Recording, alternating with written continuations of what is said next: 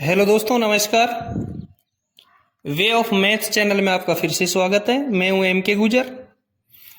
इस वीडियो में लेके आया हूं पूर्वी रेलवे, ईस्टर्न रेलवे के आसनसोल डिवीजन का सेक्शन कंट्रोलर का पेपर। ऑपरेटिंग डिपार्टमेंट में सेक्शन कंट्रोलर जो पे मैट्रिक्स लेवल 6 में होता है उसका पेपर, जो आसनसोल डिवीजन में 9 सितंबर 2023 को हुआ था, जिसका पहला भाग मैंने पिछले वीडियो में हल करवा दिया गया है और इस वीडियो में दूसरा भाग हल करवा रहा हूं। 1 से लेकर के 30 तक के प्रश्न पहले वीडियो में हल करवा दिए हैं और क्वेश्चन नंबर 31 से इस वीडियो में लेके आया हूं। पहला वीडियो देखने के लिए और अन्य जो पेपर हैं, इससे पहले के बहुत सारे पेपर हल करवा रखे हैं, वो देखने के लिए आप मेरा हर वीडियो का डिस्क्रिप्शन जरूर देखें और इससे पहले वीडियो के लिए भी डिस्क्रिप्शन देखें। उत्तर पश्चिम रेलवे की G&SR की पूरी करेक्शन स्लिप के लिए आप डिस्क्रिप्शन के लिंक जरूर देखें। देखते हैं 31 नंबर का क्वेश्चन, आसनसोल डिवीजन 9 सितंबर 2023 का सेक्शन कंट्रोलर का पेपर। क्वेश्चन नंबर 31 में मालगाड़ी की औसत गति है। ए में दे रखा है मालगाड़ी किलोमीटर, बी में दे रखा है मालगाड़ी के किलोमीटर को मालगाड़ी के इंजन के घंटों से विभाजित किया गया, और सी में दे रखा है मालगाड़ी के किलोमीटर को मालगाड़ी के इंजन के घंटों से गुणा किया जाता है, और डी में दे रखा है इनमें से कोई भी नहीं। दोस्तों, औसत जहां आ गया, औसत गति आ गई, और औसत गति के लिए कुल दूरी में से समय का भाग देते हैं। यदि आप थोड़े गणित पढ़े हो तो औसत निकालने के लिए कुल दूरी में कुल समय का भाग देंगे, औसत गति आ जाएगी। तो क्वेश्चन नंबर 31 का करेक्ट आंसर हो गया बी। मालगाड़ी के किलोमीटर को मालगाड़ी के इंजन के घंटों से विभाजित किया जाता है तो मालगाड़ी की औसत गति प्राप्त हो जाती है। ठीक है। 32 नंबर का क्वेश्चन देखेंगे। मालगाड़ी के लिए मानक गतिमान आयाम है। ए में दे रखा है 3.250 मीटर, बी में दे रखा है 3.050 मीटर, सी में दे रखा है 3 मीटर, और डी में दे रखा है इनमें से कोई भी नहीं। दोस्तों, मालगाड़ी के लिए मानक गतिमान आयाम होता है 3.050 मीटर, यानी कि 32 नंबर के क्वेश्चन का करेक्ट आंसर हो गया बी। 33 नंबर का क्वेश्चन देखेंगे। किसी सेक्शन की अधिकतम अनुमेय गति, मैक्सिमम परमिसेबल स्पीड, किसके द्वारा स्वीकृत की जाती है? मैक्सिमम परमिसेबल स्पीड किसके द्वारा स्वीकृत की जाती है? ए में दे रखा है जीएम, बी में दे रखा है पीसीओएम, सी में सीआरएस, और डी में इनमें से कोई भी नहीं। पहले मैं आपको प्रत्येक जो ऑप्शन है उसके फुल फॉर्म बता देता हूं। ए में जीएम दे रखा है जनरल मैनेजर, बी में पीसीओएम दे रखा है प्रिंसिपल चीफ ऑपरेशन मैनेजर, सी में सीआरएस दे रखा है कमिश्नर ऑफ रेलवे सेफ्टी। दोस्तों, बहुत सारे क्वेश्चन देखे हैं मैंने जिसमें फुल फॉर्म जरूर आती हैं, तो आप एक बार जो प्रश्न पत्र में कहीं भी किसी प्रकार से शॉर्ट फॉर्म दे रखी है उसका फुल फॉर्म जरूर देख लिया करें। और मैक्सिमम परमिसेबल स्पीड सीआरएस के द्वारा जारी की जाती है, यानी कि कमिश्नर ऑफ रेलवे सेफ्टी किसी भी सेक्शन की अधिकतम गति देने के लिए स्वीकृति प्रदान की गई है, यानी कि maximum permissible speed commissioner of railway safety के द्वारा जारी की जाती है। ठीक है। 33 नंबर के क्वेश्चन का करेक्ट आंसर रहेगा सी। 34 नंबर का क्वेश्चन देखें। एडवांस स्टार्टर सुरक्षा करता है, यानी कि एडवांस स्टार्टर किसकी सुरक्षा करता है? ए में दे रखा है ब्लॉक सेक्शन, बी में दे रखा है स्टेशन सेक्शन, सी में दे रखा है स्टेशन सीमा, और डी में दे रखा है इनमें से कोई भी नहीं। Block section, station section, station सीमा, इनमें से कोई नहीं, यानी एडवांस स्टार्टर किसकी सुरक्षा करता है? ध्यान रहे, एडवांस स्टार्टर ब्लॉक सेक्शन में प्रवेश करने के लिए जो परमिशन देता है वो देता है एडवांस स्टार्टर, यानी कि एडवांस स्टार्टर ब्लॉक सेक्शन की सुरक्षा करता है। 34 नंबर के क्वेश्चन का करेक्ट आंसर रहेगा ए। 35 नंबर का क्वेश्चन देखेंगे। डेटोनेटर का सामान्य जीवन है। डेटोनेटर होता क्या है? डेटोनेटर होता है पटाखा। पटाखा सिग्नल को डेटोनेटर कहते हैं, और डेटोनेटर का वर्णन है वो सामान्य नियम 3.59 में किया गया है।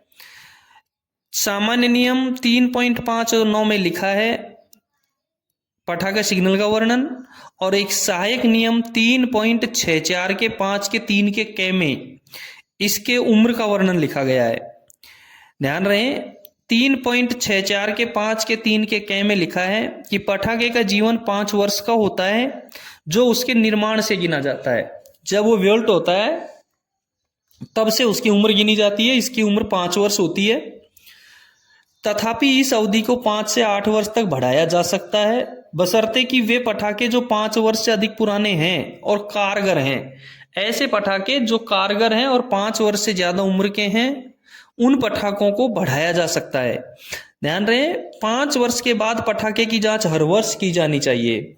यानी पटाखे की जांच 5 वर्ष के बाद में की जाएगी। फिर यदि वो चालू रहेगा तो उसको 1 वर्ष और बढ़ा दिया जाएगा। 6 वर्ष के बाद में फिर से उनकी जांच की जाएगी और फिर से उनका 1 वर्ष का कार्यकाल बढ़ा दिया जाएगा। 7 वर्ष के बाद में फिर से जांच की जाएगी और फिर से उसका कार्यकाल 1 वर्ष के लिए बढ़ा दिया जाएगा। यानी कि डेटोनेटर का सामान्य जीवन 5 वर्ष का और बढ़ाने के बाद में उसका जीवन हो जाएगा 8 वर्ष का। ठीक है। 36 नंबर का क्वेश्चन देखेंगे। 35 नंबर के क्वेश्चन का करेक्ट आंसर रहेगा बी। 36वां क्वेश्चन है IRTS का मतलब है। IRTS का मतलब है। ए में दे रखा है भारतीय रेलवे टिकट प्रणाली, बी में दे रखा है भारतीय रेलवे यातायात सेवा। ए में जो दे रखा है ना भारतीय रेलवे टिकट प्रणाली, इसका फुल फॉर्म हो गया Indian railway ticket system. B में जो दे रखा है भारतीय रेलवे यातायात सेवा, इसका फुल फॉर्म होता है इंडियन रेलवे ट्रैफिक सर्विस। सी में जो दे रखा है अंतर रेलवे परिवहन प्रणाली, इसका फुल फॉर्म होता है इंटर रेलवे ट्रांसपोर्टेशन सिस्टम। और डी में कोई नहीं दे रखा है। तीनों में से IRTS का मतलब होता है बी। तीनों में से IRTS का मतलब होता है बी, भारतीय रेलवे यातायात सेवा, Indian railway traffic service, Indian railway traffic service. ठीक है। 36 नंबर के क्वेश्चन का करेक्ट आंसर रहेगा बी। 37 नंबर का क्वेश्चन देखेंगे। एलसी गेट को विशेष श्रेणी के रूप में वर्गीकृत करने के लिए टीवीयू क्या होना चाहिए? सबसे पहले तो मैं आपको बता दूं एलसी गेट का फुल फॉर्म क्या होता है। Level crossing gate. और स्पेशल श्रेणी में वर्गीकृत करने के लिए टीवीयू का फुल फॉर्म होता है ट्रेन व्हीकल यूनिट। ठीक है। तो स्पेशल क्लास के गेट को एलसी गेट को स्पेशल क्लास में वर्गीकृत करने के लिए टीवीयू क्या होना चाहिए? 25,000 से कम, 35,000 से कम, 45,000 से कम या 50,000 से अधिक। अब एलसी गेट का जो उल्लेख है वो G&SR के अध्याय 16 में किया गया है। दोस्तों जो भी मैं पेपर हल करवाता हूं वो NWR नॉर्थ वेस्टर्न रेलवे की किताब से हल करवाता हूं। यदि आपको कहीं भी थोड़ा सा कंफ्यूजन रहे तो एक बार अपने डिवीजन या रेलवे का G&SR ब्लॉक वर्किंग मैनुअल और एक्सीडेंट मैनुअल जरूर देख लें। ठीक है। ऑपरेशन मैनुअल एक बार अपने डिवीजन या रेलवे से कंसर्न जरूर कर लें। तो NWR में एलसी गेट का जो उल्लेख है वो G&SR के अध्याय 16 में किया गया है। कुल अध्याय हमारे NWR में 18 हैं, G&SR में 18 अध्याय और 8 परिशिष्ट हैं, जिसमें 16वें अध्याय में एलसी गेट का उल्लेख है। और 50,000 से अधिक यदि टीवीयू होता है तो उस गेट को स्पेशल गेट की श्रेणी में वर्गीकृत किया जाता है। यानी 37 नंबर के क्वेश्चन का करेक्ट आंसर रहेगा डी। ठीक है। 38 नंबर का क्वेश्चन देखेंगे। क्लास सी स्टेशन के मामले में, सी क्लास के मामले में लाइन क्लियर देने की शर्त में यह शामिल है कि किस सिग्नल तक लाइन क्लियर होनी चाहिए। यानी सी क्लास स्टेशन में लाइन क्लियर देने के लिए क्या शर्त है? ए में दे रखा है होम सिग्नल, बी में दे रखा है स्टार्टर सिग्नल, सी में दे रखा है दूरस्थ सिग्नल। ठीक है दोस्तों, सी क्लास स्टेशन पर गाड़ी को लाइन क्लियर तब तक नहीं दिया जा सकता जब तक कि उससे पहले आने वाली गाड़ी होम सिग्नल से, अच्छी तरीके से सुनना, सी क्लास स्टेशन पर गाड़ी को लाइन क्लियर तब तक नहीं दिया जा सकता जब तक कि उससे पहले आने वाली गाड़ी होम सिग्नल से 400 मीटर आगे न निकल गई हो और उसकी यात्रा जारी न हो। ठीक है। तो करेक्ट आंसर हो गया इसका होम सिग्नल। मैं थोड़ा सा ये भी बता देता हूं आपको कि होम जो कम से कम सिग्नल कौन कौन से स्टेशन पर कम से कम सिग्नल होते हैं। देखो, टू आस्पेक्ट सिंगल लाइन में कम से कम आउटर और होम होता है। टू आस्पेक्ट डबल लाइन में कम से कम सिग्नल आउटर, होम और स्टार्टर होते हैं। और मल्टी आस्पेक्ट में सभी लाइनों में, चाहे सिंगल लाइन हो चाहे डबल लाइन हो, कम से कम डिस्टेंट होम और स्टार्टर आपको जरूर मिलता है। ठीक है, 38 नंबर के क्वेश्चन का करेक्ट आंसर रह जाएगा ए। 39 नंबर का क्वेश्चन देखेंगे। किसी ब्लॉक स्टेशन का फिक्स स्टॉप सिग्नल जो अगले ब्लॉक सेक्शन में ट्रेनों के प्रवेश को नियंत्रित करता है कहलाता है। आपने 34 नंबर का जो क्वेश्चन पढ़ा था सेम क्वेश्चन है, उसमें भी यही है और 38 में भी, 39 में भी यही है। यदि आपको 38 नंबर का क्वेश्चन आता है तो, यदि आपको 34 नंबर का क्वेश्चन आता है तो आप 39 नंबर के क्वेश्चन को हल कर सकते हैं। यदि आपको 39 नंबर का क्वेश्चन आता है तो आप 34 नंबर के क्वेश्चन को हल कर सकते हैं। ये कहता है कि ब्लॉक सेक्शन में प्रवेश को नियंत्रित करने वाले सिग्नल को क्या कहेंगे। जो आपने क्वेश्चन देख रहे हो, इसका सीधा सा अभिप्राय यही है कि ब्लॉक सेक्शन में प्रवेश को नियंत्रित करने वाले सिग्नल को क्या कहेंगे। ए में दे रखा है होम सिग्नल, बी में दे रखा है प्रारंभिक सिग्नल, आरंभिक सिग्नल, सी में दे रखा है अंतिम स्टॉप सिग्नल। और करेक्ट आंसर यही रहेगा, अंतिम stop signal, last stop signal यानी एडवांस स्टार्टर कहेंगे। किसी भी ब्लॉक सेक्शन का फिक्स स्टॉप सिग्नल जो, किसी भी ब्लॉक स्टेशन का फिक्स स्टॉप सिग्नल जो अगले ब्लॉक सेक्शन में ट्रेनों के प्रवेश को नियंत्रित करता है, अंतिम स्टॉप सिग्नल कहलाता है, एडवांस स्टार्टर कहलाता है। ठीक है, 39 नंबर के क्वेश्चन का करेक्ट आंसर रहेगा सी। 40 नंबर का क्वेश्चन देखेंगे। क्लास सी ओडीसी के मामले में अनुमति किस प्राधिकारी द्वारा दी जाती है।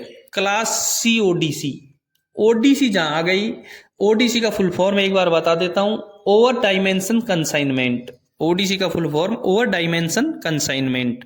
ए में दे रखा है पीसीओएम, बी में दे रखा है डीआरएम, सी में दे रखा है सीआरएस, डी में दे रखा है जीएम। सबसे पहले मैं आपको इनका फुल फॉर्म बता देता हूं। पीसीओएम का फुल फॉर्म होता है principal chief operation manager, DRM का डिवीजन रेलवे मैनेजर, और सीआरएस का कमिश्नर ऑफ रेलवे सेफ्टी, और जीएम का जनरल मैनेजर। अब आते हैं ओडीसी पर। देखें, ओडीसी यदि डिवीजन में चलती है तो डीआरएम परमिशन देता है, और इंटर डिवीजन या इंटर रेलवे चलती है तो पीसीओएम परमिशन देता है। केवल ए क्लास ओडीसी की बात कर रहा हूं मैं। ए क्लास ओडीसी को डिवीजन में चलती है तो डीआरएम देता है, और अदर डिवीजन जाती है तो, अदर डिवीजन या इंटर रेलवे जाती है तो पीसीओएम परमिशन देता है। इसकी स्पीड सेक्शनल स्पीड होती है, और ए क्लास ओडीसी को दिन में या रात में कभी भी चलाया जा सकता है। ठीक है, ए क्लास ओडीसी का क्लियर हो गया। बी क्लास ओडीसी को, बी क्लास ओडीसी के मामले में डिवीजन से डिवीजन यानी लोकल में डीआरएम परमिशन देता है डिवीजन के अंदर, और अदर डिवीजन या अदर रेलवे के लिए पीसीओएम अनुमति देता है। बी क्लास ओडीसी की लोकल की डीआरएम देता है, अदर पीसीओएम देता है। ठीक है, बी क्लास ओडीसी की सेक्शनल स्पीड रहेगी, बी क्लास ओडीसी की जो स्पीड रहेगी वो रहेगी ब्रॉड गेज में 40 kmph, मीटर गेज में 25 kmph, और नैरो गेज में 15 kmph। बी क्लास ओडीसी को दिन और रात दोनों में चलाया जा सकता है। इसका एस्कोटिंग एसएससी मैकेनिकल के द्वारा किया जाएगा, इसका एस्कोटिंग एसएससी मैकेनिकल के द्वारा किया जाएगा। आते हैं सी क्लास ओडीसी पर, जिसका प्रश्न था। सी क्लास ओडीसी की अनुमति कहीं भी चलाने के लिए सीआरएस के द्वारा दी जाती है। इसकी स्पीड ब्रॉड गेज में 25 kmph, मीटर गेज में 25 kmph, और नैरो गेज में 15 kmph रहेगी।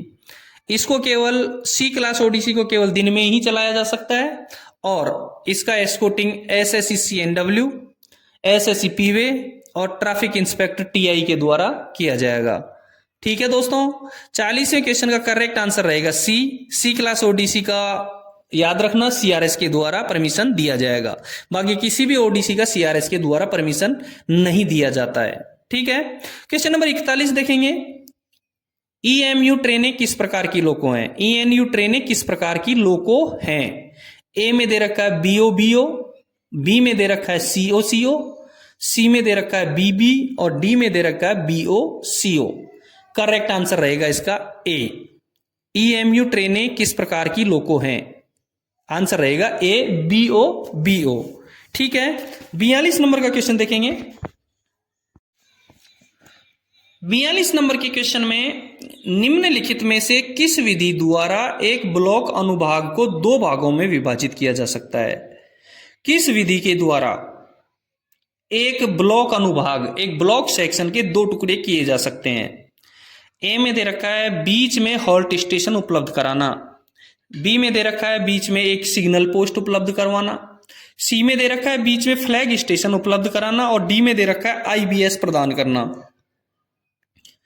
दोस्तों, एक ब्लॉक सेक्शन को दो भागों में आईबीएस के द्वारा बांटा जा सकता है, यानी कि करेक्ट आंसर इसका डी रहेगा। आईबीएस होता क्या है? आईबीएस का फुल फॉर्म तो होता है इंटरमीडिएट ब्लॉक सिग्नल। आईबीएस का फुल फॉर्म होता है इंटरमीडिएट ब्लॉक सिग्नल। इसका उल्लेख सामान्य नियम 3.11 में किया गया है और 3.11 में लिखा गया है कि मध्यवर्ती ब्लॉक रोक सिग्नल वह निकट सिग्नल है जो मध्यवर्ती ब्लॉक खंभे पर लगा होता है। मध्यवर्ती ब्लॉक रोक सिग्नल वह निकट सिग्नल है जो मध्यवर्ती ब्लॉक खंभे पर लगा होता है। ठीक है, 42वें क्वेश्चन का करेक्ट आंसर रह गया डी। 43 नंबर का क्वेश्चन देखेंगे। यदि बर्थिंग ट्रैक सर्किट फेल हो जाए तो किस सिग्नल को ऑफ करके स्टेशन पर ट्रेन को रिसीव किया जा सकता है? बर्थिंग ट्रैक फेल होने पर किस सिग्नल को ऑफ करके स्टेशन पर ट्रेन को रिसीव किया जा सकता है? ए में होम सिग्नल, बी में कॉलिंग ऑन सिग्नल, सी में डिस्टेंट सिग्नल और डी में advance starter signal. Berthing track के फेल होने पर ट्रैक रेड होता है, सबको पता है, जिसके कारण रिसीव सिग्नल यानी कि होम सिग्नल ऑफ नहीं हो सकता है, क्योंकि रेड लाइन, यदि लाइन पैनल पर रेड दिखाती है तो इसका मतलब लाइन ऑक्यूपाइड है, और इसके लिए ऑक्यूपाइड यानी कि ट्रैक का, बर्थिंग ट्रैक का सर्किट फेल हो गया तो वो पैनल पर ऑक्यूपाइड दिखाएगी, इस वजह से उसका होम सिग्नल झुकेगा नहीं, और होम सिग्नल ऑफ नहीं होगा तो इसका मतलब आपको नियम वही लगाना पड़ेगा कि जिस तरीके से ऑक्यूपाइड लाइन पर ट्रेन को रिसीव करने के लिए जो सिग्नल का यूज होगा उसी सिग्नल का यूज यहां किया जाएगा। इसलिए कॉलिंग ऑन सिग्नल को ऑफ करके गाड़ी को रिसीव किया जा सकेगा। ठीक है, 43 नंबर के क्वेश्चन का करेक्ट आंसर रहेगा B, calling on signal. 44 number का क्वेश्चन देखेंगे। निम्नलिखित में से कौन सा एक प्रकार का सिग्नल नहीं है? हाथ सिग्नल, विस्फोट सिग्नल और निश्चित सिग्नल। डी में दे रखा है इलेक्ट्रॉनिक सिग्नल, डी में दे रखा है इलेक्ट्रॉनिक सिग्नल। ठीक है, देखते हैं इसको हम एक चार्ट के माध्यम से समझते हैं। आप चार्ट में देख रहे हैं, स्क्रीन पर आप देखें चार्ट में, इसमें आपको स्थायी सिग्नल, हाथ सिग्नल और पटाखा सिग्नल दिए हुए हैं, जबकि ऑप्शन में हमको एक इलेक्ट्रिक सिग्नल और दे रखा था, जबकि इलेक्ट्रिक सिग्नल होता नहीं है। इलेक्ट्रिक, सारे सिग्नल इलेक्ट्रिक होते हैं लेकिन इलेक्ट्रिक सिग्नल ऐसा कोई रेलवे में उल्लेख नहीं है। रेलवे में 3 तरह के सिग्नलों का उल्लेख है, स्थायी सिग्नल, हाथ सिग्नल, पटाखा सिग्नल। अब मैं आपको सिग्नल के मामले में पूरा बता देता हूं जो आप स्क्रीन पर देख रहे हैं। स्थायी सिग्नल 4 प्रकार के हैं। रोक सिग्नल, परमिसिव सिग्नल, सहायक सिग्नल और अन्य सिग्नल। देखिए, रोक सिग्नल में 2 तरीके के सिग्नल होते हैं, एक तो आगमन के लिए और एक प्रस्थान के लिए। सब जानते हैं आउटर, होम और राउटिंग सिग्नल आगमन के सिग्नल होते हैं। प्रस्थान के लिए स्टार्टर, एडवांस स्टार्टर और इंटरमीडिएट स्टार्टर, ये प्रस्थान के लिए होते हैं। ठीक है, ये तो रोक सिग्नल हो गए, ऐसे सिग्नल जो रोकते हैं, यानी आगमन के लिए आउटर, होम और राउटिंग, प्रस्थान के लिए स्टार्टर, एडवांस स्टार्टर और इंटरमीडिएट स्टार्टर। ठीक है, दूसरा परमिसिव सिग्नल होते हैं जो 2 प्रकार के हैं, स्थायी सिग्नल हैं ये। परमिसिव सिग्नल वार्नर सिग्नल और डिस्टेंट सिग्नल है। और आगे सहायक सिग्नल दे रखे हैं, सहायक सिग्नल कॉलिंग ऑन सिग्नल और शंट सिग्नल। फिर लास्ट में अन्य सिग्नल में दे रखा है कोएक्टिंग सिग्नल, रिपीटिंग सिग्नल, गेट रोक सिग्नल और साइडिंग रोक सिग्नल। आपको ये स्थायी सिग्नल है। ठीक है, दूसरा हाथ सिग्नल दे रखे हैं। हाथ सिग्नल रात में दिखाने के अलग होंगे, दिन में दिखाने के अलग होंगे। रात वाले तो एलईडी बेस की ट्राई कलर टॉर्च है और दिन में हाथ से या हरी झंडी और लाल झंडी। ठीक है, हाथ सिग्नल ये हो गए। तीसरा पटाखा सिग्नल है। पटाखा सिग्नल का उल्लेख 3.11 के जीआर 3.11 में किया गया है, जिसको डेटोनेटर भी कहते हैं। ठीक है, तो हाथ सिग्नल हो गया, विस्फोटक सिग्नल हो गया, पटाखा सिग्नल, और निश्चित यानी कि स्थायी सिग्नल हो गए। बाकी इलेक्ट्रिक सिग्नल का कोई उल्लेख नहीं है। क्वेश्चन नंबर 44 का करेक्ट आंसर रहेगा डी, इलेक्ट्रिक सिग्नल। ठीक है, 45 नंबर का क्वेश्चन देखेंगे। यदि आवक भरा हुआ स्टॉक बढ़ता है तो परिचालन अनुपात पर क्या प्रभाव पड़ता है? कोई प्रभाव नहीं पड़ता है, न बढ़ता है न घटता है, या 100% हो जाता है। कोई आवक भरा हुआ स्टॉक बढ़ता है, आवक भरा हुआ स्टॉक बढ़ता है तो परिचालन पर कोई प्रभाव नहीं पड़ता है। ठीक है, 45वें का करेक्ट आंसर रहेगा डी। 46 नंबर का क्वेश्चन देखेंगे। संविधान के किस अनुच्छेद में भारत संघ की राजभाषा के संबंध में प्रावधान है? संविधान के किस अनुच्छेद में भारत संघ की राजभाषा के संबंध में प्रावधान है? ए में दे रखा है अनुच्छेद 345, बी में दे रखा है अनुच्छेद 343, सी में दे रखा है 348 और डी में दे रखा है इनमें से कोई नहीं। जो ए में दे रखा है अनुच्छेद 345, इसमें राज्य की आधिकारिक भाषा या भाषाओं का उल्लेख है। राज्य की आधिकारिक भाषा या भाषाओं का उल्लेख करता है अनुच्छेद 345। बी में जो दे रखा है अनुच्छेद 343, अनुच्छेद 343 के 1 के अनुसार हिंदी हमारे देश की राजभाषा है। इस अनुच्छेद में यह व्यवस्था है कि संघ की राजभाषा हिंदी और लिपि देवनागरी होगी। तो संघ की राजभाषा को कौन अनुच्छेद सूचित करता है? 343। इसका करेक्ट आंसर रहेगा 343। सी में जो अनुच्छेद 348 दे रखा है उसमें 348 के 1 में उच्चतम न्यायालय और प्रत्येक उच्च न्यायालय में सभी कार्यवाही अंग्रेजी भाषा में होंगी जब तक कि संसद विधि द्वारा अन्यथा उपबंध न करें, ये लिखा गया है। आपको तीनों अनुच्छेद मैंने बता दिए हैं। संविधान के अनुच्छेद 343 में भारत संघ की राजभाषा के संबंध में प्रावधान है। करेक्ट आंसर हो गया 46 का बी। 47 नंबर का क्वेश्चन है, नेपाली, कोंकणी और मणिपुरी को 8वीं अनुसूची में किस वर्ष जोड़ा गया? तीनों भाषाओं नेपाली, कोंकणी और मणिपुरी को 8वीं अनुसूची में किस वर्ष जोड़ा गया? मैं आपको बता दूं कि संविधान के प्रारंभ में 14 भाषाओं का ही मान्यता दी गई थी। संविधान के प्रारंभ में केवल 14 भाषाएं थी। सबसे पहले 21वें संविधान संशोधन 1967 में, 14 भाषाओं के बाद में 21वां संविधान संशोधन 1967 में सिंधी भाषा को जोड़ा गया, और उसके बाद में 1992 में 71वां संविधान संशोधन हुआ। 71वें संविधान संशोधन में कोंकणी, मणिपुरी और नेपाली भाषा को जोड़ा गया। ध्यान रहे, किसी भी भाषा का उल्लेख आ सकता है। इसमें आपको नेपाली, कोंकणी और मणिपुरी का दिया है। मान लो अगली किसी परीक्षा में आपको सिंधी भाषा का आ जाए तो 21वें संविधान संशोधन में 1967 में सिंधी भाषा को संविधान की 8वीं अनुसूची में जोड़ा गया। 71वें संविधान संशोधन 1992 में कोंकणी, मणिपुरी व नेपाली भाषा को जोड़ा गया। नेपाली एक ऐसी भाषा है जो भारत की 8वीं अनुसूची में है और विदेशी भाषा है। 92वें संविधान संशोधन 2003 में 92वां संविधान संशोधन हुआ। उसमें बोडो, डोगरी, मैथिली व संथाली भाषा को 8वीं अनुसूची में जोड़ा गया। 92वें संविधान संशोधन 2003 में बोडो, डोगरी, मैथिली व संथाली भाषा को 8वीं अनुसूची में जोड़ा गया। इस प्रकार से कुल मिलाकर के 14 भाषाएं से बढ़कर के 22 भाषाएं हो गई। 14 भाषाएं पहले थी, एक भाषा 1967 में जोड़ दी, सिंधी 15 हो गई, और 3 भाषाएं 1992 में जोड़ दी, कोंकणी, मणिपुरी व नेपाली 18 हो गई, और 4 भाषा 2003 में जोड़ दी, बोडो, डोगरी, मैथिली और संताली, कुल मिलाकर के 22 भाषाएं हो गई।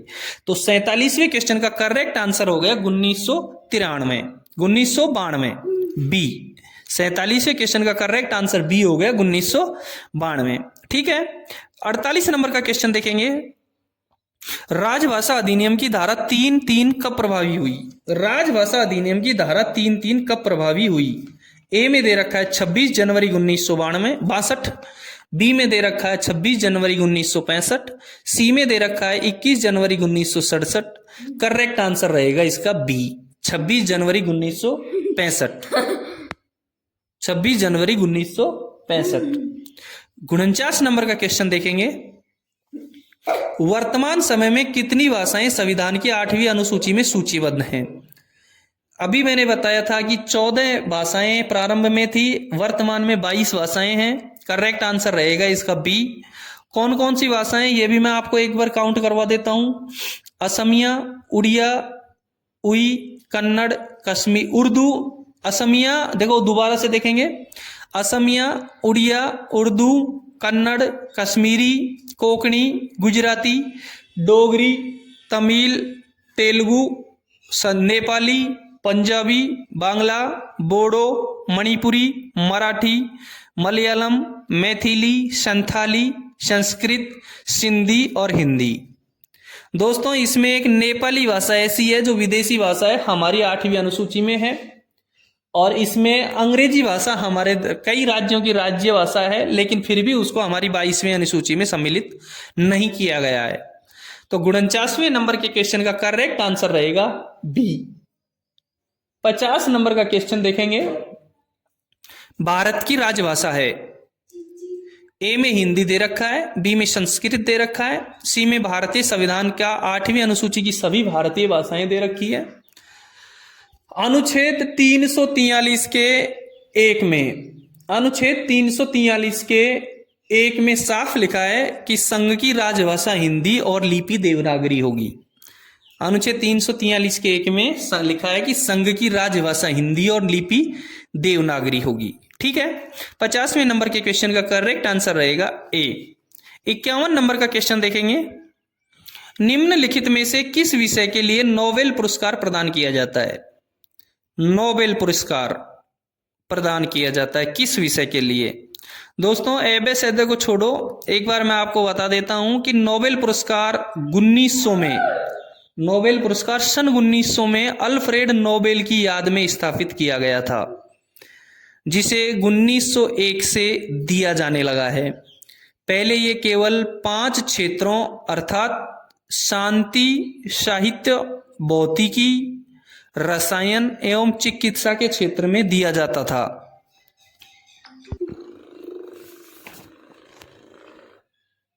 पांच क्षेत्रों में शांति, साहित्य, भौतिकी, रसायन एवं चिकित्सा के क्षेत्र में दिया जाता था। परंतु 1969 में, देखो पहले 5 ही क्षेत्रों में दिया जाता था, लेकिन 1969 में इसको अर्थशास्त्र के क्षेत्र में भी दिया जाने लगा। अब इसको 6 क्षेत्रों में दिया जाने लगा है। ये पुरस्कार 10 दिसंबर को मानवाधिकार दिवस के अवसर पर दिया जाता है। अभी तक कुल 10 भारतीयों को नोबेल पुरस्कार प्राप्त हो चुका है, जिनमें रविंद्रनाथ टैगोर सबसे पहले मिला। रविंद्रनाथ टैगोर को 1913 में साहित्य के क्षेत्र में, और उनकी जो कृति थी वो थी, जो इसकी कृति थी टैगोर साहब की, वो थी गीतांजलि। 1913 में रविंद्रनाथ टैगोर को प्रथम नोबेल पुरस्कार प्राप्त हुआ था साहित्य के क्षेत्र में, जो गीतांजलि के लिए इनको दिया गया था। और ये महात्मा गांधी को नोबेल पुरस्कार के लिए 5 बार नामित किया गया था। महात्मा गांधी को नोबेल पुरस्कार के लिए 5 बार नामित किया गया था। ठीक है, सभी मैंने बता दिया आपको कि इसमें ए में भौतिकी और रसायन शास्त्र दे रखा है, बी में फिजियोलॉजी और मेडिसिन दे रखा है, सी में साहित्य, शांति और अर्थशास्त्र दे रखा है। आपको क्लियर करवा दिया 5 चीजें बोल करके मैंने, शांति, साहित्य, भौतिकी, रसायन, चिकित्सा और अर्थशास्त्र, इनके लिए नोबेल पुरस्कार दिया जाता है। 51 नंबर के क्वेश्चन का करेक्ट आंसर रहेगा डी। क्वेश्चन नंबर 52 देखेंगे। बंगाल के प्रथम गवर्नर जनरल कौन थे? Roger Drake, Warren Hastings, Lord Cornwallis, sir John Shore. Bengal के प्रथम गवर्नर जनरल कौन थे? करेक्ट आंसर रहेगा इसका बी, वॉरेन हेस्टिंग्स। और अंतिम गवर्नर जनरल कौन थे? Lord William Bentinck. बंगाल के अंतिम गवर्नर जनरल थे लॉर्ड विलियम बेंटिक। ठीक है, 52वें क्वेश्चन का करेक्ट आंसर रहेगा बी। 53 नंबर का क्वेश्चन देखेंगे। G20 की स्थापना कब हुई थी? G20 1995 में, 1999 में, 1985 में या 2000 में? G20 की स्थापना 1999 में हुई थी। क्यों हुई थी? इसका उद्देश्य था वैश्विक आर्थिक और वित्तीय मुद्दों को संबोधित करना, वित्तीय स्थिरता को बढ़ावा देना और टिकाऊ और समावेशी आर्थिक विकास को बढ़ावा देना। ठीक है दोस्तों, आप आसनसोल डिवीजन में सेक्शन कंट्रोलर का जो पेपर हुआ था पूर्वी रेलवे में 9 सितंबर 2023 का, उस पेपर को पढ़ रहे हैं।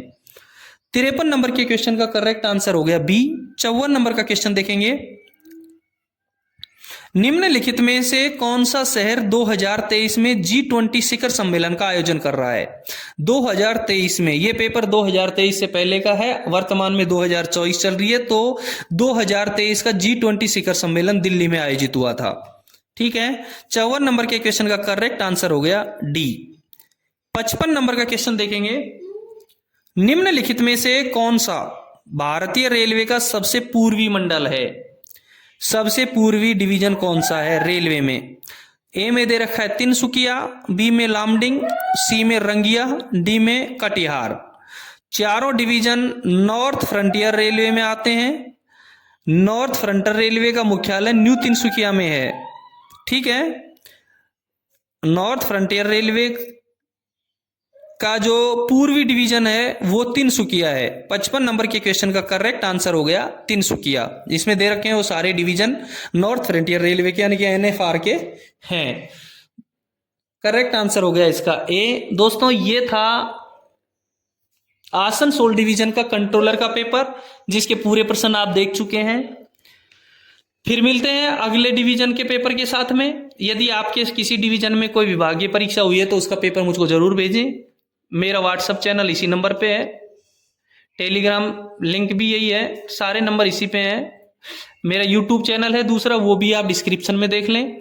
मेरा एक टेलीग्राम पर चैनल है, वो इस पे देखिए। मेरे को किसी भी प्रकार के आपके डिवीजन का पेपर जरूर भेजें। चैनल को अभी तक सब्सक्राइब नहीं किया है तो एक बार चैनल को सब्सक्राइब करें, अपने दोस्तों को शेयर जरूर करें।